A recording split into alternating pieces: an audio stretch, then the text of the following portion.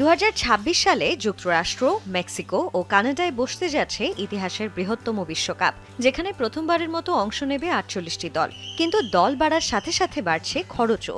বিশেষ করে যুক্তরাষ্ট্রে ভ্রমণ, আবাসন ও ট্যাক্সের চড়া মূল্যের কারণে শঙ্কায় ছিল অংশগ্রহণকারী দেশগুলো। জাতীয় ফুটবল অ্যাসোসিয়েশনগুলোর দাবি ছিল টুর্নামেন্টে সফল হলেও উচ্চ ব্যয়ের কারণে আর্থিকভাবে লোকসানের মুখে পড়তে পারে তারা। সিলন টি রপ্তানিতে শীর্ষে। এবার সেই উদ্বেগ আমলে নিয়েছে ফিফা। সংস্থাটি জানিয়েছে, অংশগ্রহণকারী দেশগুলোর আর্থিক সুরক্ষা নিশ্চিত করতে প্রাইজ মানি ও ফরওয়ার্ড প্রোগ্রামের বাজেট আরও বাড়ানো হচ্ছে।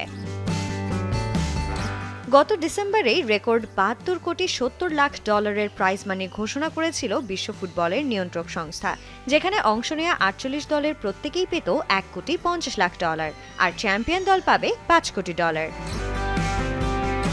ফিফার একজন মুখপাত্র জানিয়েছে, কানাডার ভ্যাঙ্কুভারে কাউন্সিলরের বৈঠকে এই বর্ধিত তহবিলের বিস্তারিত অনুমোদন হওয়ার কথা রয়েছে। ফিফা দাবি করছে, তাদের বর্তমান আর্থিক অবস্থান ইতিহাসের সবচেয়ে শক্তিশালী পর্যায়ে রয়েছে, আর সেই লাভের বড় একটি অংশ বিশ্ব ফুটবলের উন্নয়নে তৃণমূল পর্যায়ে ছড়িয়ে দিতে চান তারা।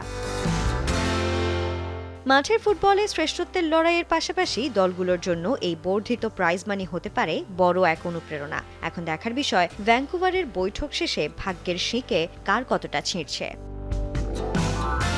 সানজানা আইভি, যমুনা স্পোর্টস।